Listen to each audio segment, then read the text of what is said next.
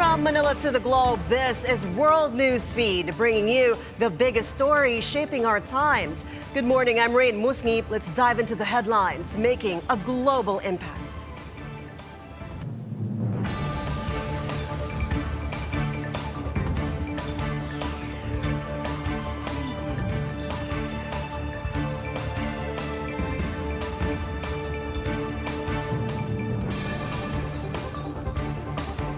We begin with an update from the Philippines. An American man shot and abducted by armed men from his home in Cebuco, Zamboanga del Norte in October is dead. Let's get details from our Francis Falve. Francis, go ahead. Yes, Raine, the Philippine National Police says they believe abducted American blogger Elliot Eastman is dead. Police Lieutenant Colonel Ramoncelio Sawan, the acting spokesperson of the PNP Region 9, told BNC that a suspect in Eastman's abduction confirmed initial information the American passed away right after armed men took him from his home in October. A witness had already claimed Eastman died from a gunshot wound to the leg and that his body was thrown to the sea.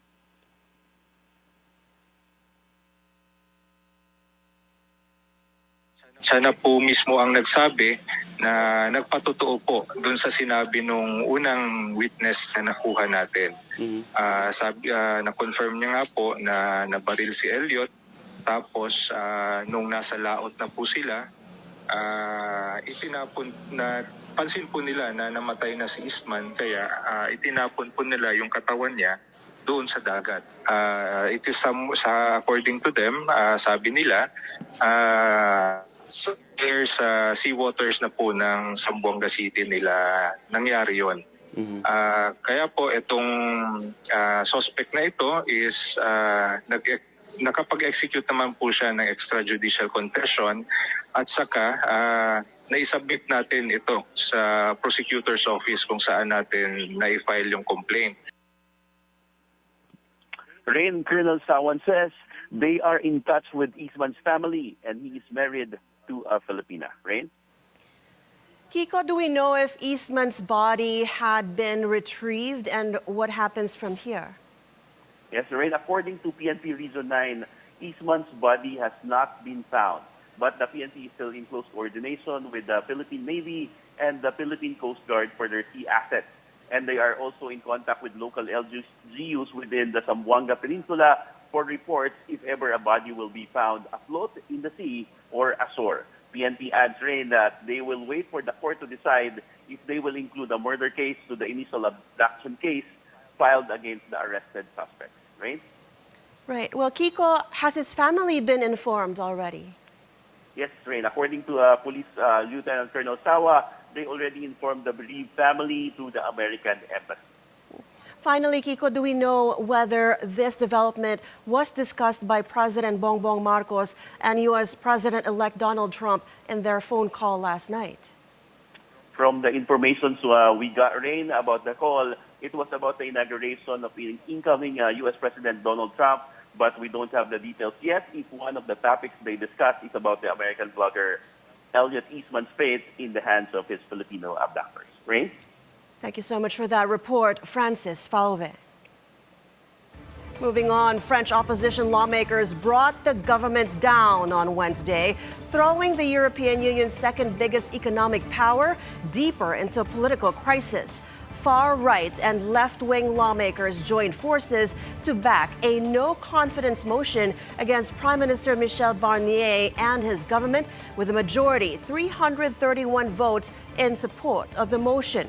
Barnier was expected to tender his resignation and that of his government to President Emmanuel Macron shortly.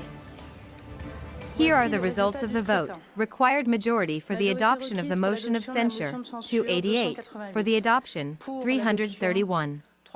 As the required majority has been reached, the first motion of censure has been adopted. The second motion will not be put to a vote. Due to the adoption of the motion of censure and in compliance with Article 50 of the Constitution, the Prime Minister has to tender to the President the resignation of the government.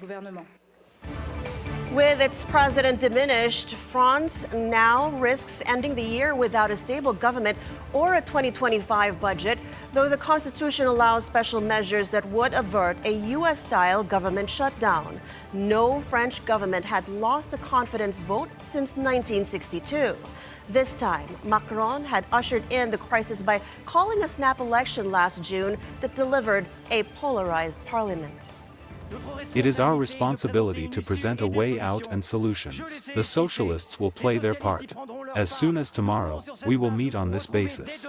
This motion of no confidence is not a tool that aims for institutional destabilization and chaos. This motion of no confidence serves to get back on the path to progress and Republican dialogue, to give France a fair budget. And for the French, this motion serves to allow us to govern, no longer needing to negotiate with the far right. France's political turmoil will further weaken a European Union already reeling from the implosion of Germany's coalition government and weeks before U.S. President-elect Trump returns to the White House. Well, earlier before the no-confidence vote, French Prime Minister Michel Barnier warned that a vote of no confidence will make everything more difficult and that France's deficit problem will come back to haunt a future government. Barnier, who was warmly applauded by his camp, wanted to stress what an honor it had been to be prime minister. What I'm sure of, ladies and gentlemen, what I'm saying with all seriousness in front of you is that this motion of no confidence will make everything more serious and more difficult. That's what I am sure of. 60 billion euros in interest, that's what the French will have to pay every year, 60 billion in interest. It's more than our budget for defense or higher education, and it will be even higher tomorrow if we do not do anything. I would have preferred to give away money even though we do not have it to make things and the discussions easier. But that reality remains. Listen to me closely, that reality will not disappear by magic with a motion of no confidence. I was and I am proud to build rather than to destroy and to have listened during this time to those who have told me this, in good faith for the good of the country. Dear lawmakers, I cannot accept that institutional destabilization could be the goal that would unite a majority of members of parliament here, at a moment when our country is going through a deep moral, economic, financial and civic crisis.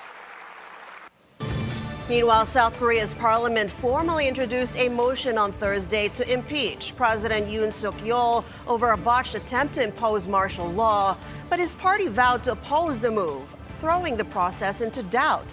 Lawmakers could vote for the impeachment bill as early as Friday. Yoon's ruling Power Party, or People Power Party, said it would oppose it, but the party has been divided over the crisis. The opposition Democratic Party, which is a majority in parliament, needs at least 8 ruling party lawmakers to back the bill in order for it to pass. On December 4th, impeachment motion against President Yoon Suk-yeol was proposed by 191 people, including Park Chan-dae, Cho Kook, Chun Ha-ram, Yoon Jong-il, Young Hyun, and Han Chang-min, and also another impeachment motion against the Minister of Defense Kim Yong-hyun was proposed by 170 people, including Park Sung-joon. It was a moment of military treason that we consider disappeared in the history. He had committed an unforgivable sin. The motion was introduced after Yoon Suk-yeol declared martial law, only to reverse the move hours later, triggering a political crisis in Asia's 4th largest economy. Yoon told the nation in a TV address late on Tuesday that martial law was needed to defend the country from nuclear-armed North Korea and pro-North anti-state forces and to protect its free constitutional order, although he cited no specific threats. One Seoul's strongest ally, the United States, says it was not aware of Yoon's intentions before declaring martial law Tuesday. We were not aware. We're obviously watching this very carefully. Very good to see that the martial law edict was withdrawn by President Yoon after the Parliament voted against it. And for us, this is one of the most critical alliances that we have anywhere in the world. Meanwhile, candlelit vigils and rallies were held across South Korea on Wednesday night, with demonstrators expressing their frustration at this new threat to their democracy. I think Yoon Suk-yeol's declaration of martial law causes reverse of democracy. and I came here in a hope of recovering democratic society again. I heard that there's a rally in this square today, so I thought I should join here and play a role in bringing down Yoon Suk Yeol. So I joined here today. Opposition parties need a 2/3 majority to pass the impeachment bill. If it passes, South Korea's constitutional court will then decide whether to uphold the motion, a process that could take up to 180 days. If Yoon were to be suspended from exercising power due to Parliament passing the bill, Prime Minister Han Duck-soo will fill in as leader. If the embattled president resigned or was removed from office, a new election would be held within 60 days. Pro-EU protesters took to the streets of Tbilisi on Wednesday for the 7th evening in a row after a day marked by the arrest of one of the leaders of Georgia's 4 main opposition parties and searches of various organizations' offices.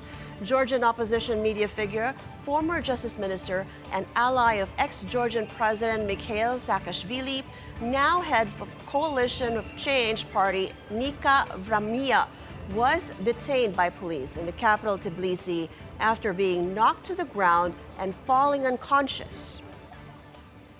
So-called authorities, as they're calling themselves, they're raiding each and every office of non-governmental organizations, also the political parties, opposition political parties, just to kill the spirit of this protest here.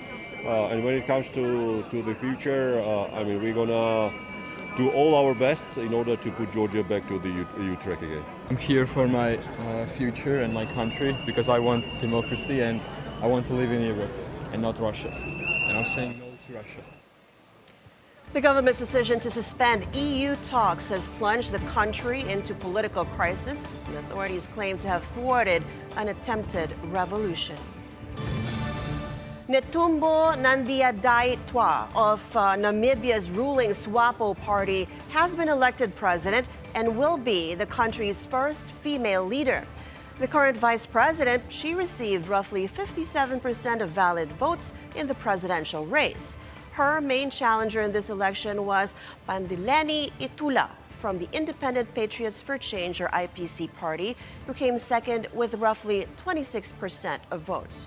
Her victory will extend SWAPO's 34 years in power since it led Namibia into independence from apartheid South Africa in 1990. Political analysts had said a SWAPO victory was uncertain due to growing frustration with high levels of unemployment and inequality, but that the party retained strong roots in rural areas and loyalty among older voters due to the national liberation struggle. I'm saying to the Namibian people, as we have been telling you throughout the campaign, for us in the SWAPO party and the team that I'm going to lead, we have made commitments, and I'm saying to you, we are going to do what we have told you. Thank you for your trust and confidence on us. Thank you very much. I don't think that women will bring change. The reason why I'm saying that I've been known this minister since she was a Minister of Foreign Affairs. She fails us a lot. And that's the reason I believe she's not going to make it. I'm hoping that they will introduce nuclear power, desalination, improving the economy, more employment for the people. And when we return, an update on the Middle East crisis, along with sports and entertainment news. Keep it here on your World Newsfeed.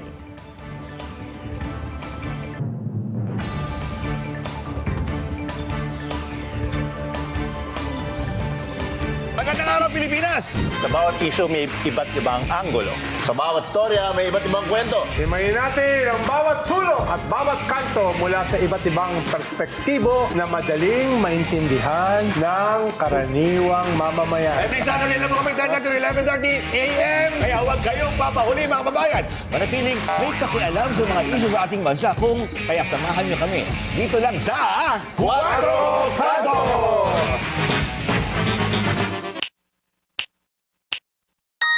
For the past 2 days, there have been many positive feedback. We have many guests. A lot of walk-ins reach more than 1 million in sales. This is very good news, of course, for our exhibitors. And there are many interests now. Of course, it's not only the agri products that we feature, but also the programs and activities that we do.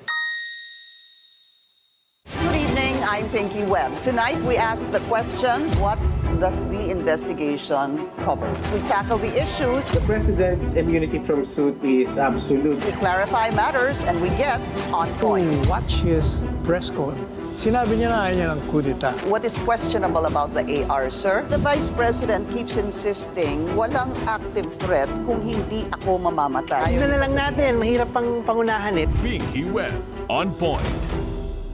Good morning, everyone! A platter of positivity, a cup of the hottest information, and a slice of what to expect for the whole day. With excitement, positivity, and fun. Join Paulo Del Rosario, Ann Asis Carrillo, and Monique Tuzon. It's a beautiful day! 7 a.m. on BNC, the Bilyonaryo News Channel.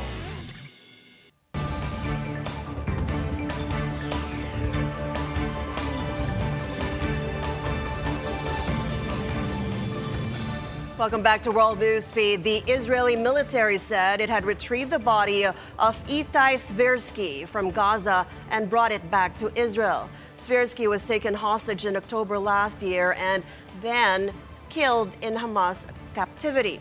A statement from the Hostages Family Forum, which represents families of those being held by Hamas, said the returning Itai's body for proper burial in Israel provides crucial closure for his family. Fewer than half of the hostages were freed during the war's only ceasefire, which lasted for a week in November last year. Hamas, for its part, said it had information that Israel intended to carry out a hostage rescue operation similar to the one conducted in Gaza's Nuseirat camp in June and threatened to neutralize the captives if any such action took place. In a statement dated November 22nd, seen by Reuters on Wednesday, Hamas told operatives not to consider what the repercussions of following the instructions might be and said it held Israel responsible for the fate of the hostages. Israel says that an Israeli strike likely caused Hamas militants to murder 6 hostages in Gaza in February. Earlier, the army said in a statement that the deaths of 6 Israeli hostages whose bodies were recovered from Gaza in August were probably linked to an Israeli airstrike against Hamas near where they were being held. The inquiry investigated the reasons behind the death of the hostages and raised a number of possibilities. The possibility we think is the likeliest is that due to the strike, the terrorists murdered the hostages and the terrorists themselves were killed as a result of the IDF strike. Israel Defense Minister Israel Katz said on Wednesday that Israel had pressured Hamas to the extent that a hostage deal with the Iranian-backed group might be possible. Speaking to soldiers at an Air Force base in central Israel, Katz said that due to increasing military pressure, there is a chance that this time they'll be able to advance a hostage deal. Regarding Gaza, the most important thing today in the war in general is to return the hostages home. This is the ultimate goal that stands before our eyes, and we are working in every way to make this happen. I think that thanks to the intense activity, of which you are a central part, both the deterrence of Iran and what is happening in Lebanon and everywhere, the intensity of the pressure on this monstrous organization called Hamas. Well, as he said this, at least 30 more Palestinians were killed, 50 injured in new Israeli airstrikes on southern and northern Gaza. According to Israeli tallies, Hamas-led fighters stormed Israeli communities across the border on October 7th, killing 1,200 people and taking over 250 hostages. Health authorities in Gaza say Israel's military campaign has killed more than 44,500 Palestinians. much of whom have been reduced to rubble. Meanwhile, the death toll from the landslide in Uganda has risen to 28. The bodies of 2 3-year-old boys were recovered from the mud in eastern Uganda, but no further information was provided. Over 100 people were reported missing. 17 are confirmed dead from last Wednesday's landslide on Mount Elgon, an extinguished volcano located on the border with Kenya, about 300 kilometers east of the capital city, Kampala. Since October, unusually heavy rains have caused extensive flooding and landslides in various parts of Uganda, a situation the Uganda Red Cross attributes to climate change. Meanwhile, Cuba has begun restoring power after the island's electrical grid collapsed, the latest in a string of nationwide blockouts that underscore the increasingly frail state of the country's power generation system. Cuba's Energy Minister Vicente de La Olevi said the government had prioritized hospitals and water pumping facilities in restoring electricity to scattered circuits around the country. But millions of Cubans across the island remained without power by mid-morning, forcing the communist-run government to close schools and order non-official workers to stay home until electricity is restored. The energy minister said he expected the system to be back online by Thursday, but said he would not rush the process. Cuba's grid has fallen into near total disarray amid fuel shortages, national disaster, and economic crisis. The island's oil-fired power plants, already obsolete and struggling to keep the lights on, reached a full crisis this year as oil imports from Venezuela, Russia, and Mexico dwindled, contributing to multiple nationwide blackouts over 2 months. Tech mogul Elon Musk will implement policies to shrink the U.S. public sector like Argentine President Javier Milei. That statement coming from Donald Trump's daughter-in-law, Lara Trump, in Buenos Aires on Wednesday, who praised Milei's budget cuts.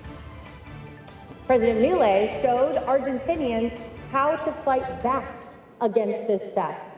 In just months, he eliminated dozens of government agencies and huge swaths of the budget. Tens of thousands of high-paid government workers were fired in just a few short weeks. This is the change that the people of Argentina voted for. This is the change that they deserve. And now in America, we have Elon Musk, right? But has also said he wants to head up DOGE, the Department of Government Efficiency. Yeah. So we are going to do the same thing in the United States. Every useless agency, every corrupt bureaucrat, we are going to say to them, adios, and as Donald Trump says, you're fired. Milei rose to popularity since winning a shock election last year amid a painful economic crisis that drove many voters away from the traditional political parties. He has tempered runaway inflation and overturned a deep deficit with spending cuts, which have, though, hurt economic growth and pushed up poverty. On to sports now. The Dutch Grand Prix will drop off the calendar after 2026. Formula One announced on Wednesday a one-year extension has been agreed with a local promoter for 2026. The Liberty Media-owned Sports said in a statement that the race at Zandvoort will then be held in the sprint format for the first time. The seaside race at an old-school circuit has become a raucous, sold-out party for the Orange Army of fans of the quadruple world champion Max Verstappen, accustomed to cheering the Red Bull driver onto yet another victory. Formula One Chief Executive Stefano Domenicali, who said the race had raised the bar in Europe for spectacle and entertainment. Formula One is keen to include an African round, while both Germany and France are currently absent. The Spanish Grand Prix in Barcelona, Belgian Grand Prix at Spa, and Imola in Italy are all seen as candidates for rotation from 2026. The Formula One season ends in Abu Dhabi on Sunday. Finally, in entertainment news, it's Charli XCX's world, and we're just living in it. Her hyperpop album Brat wins Rolling Stone's Album of the Year.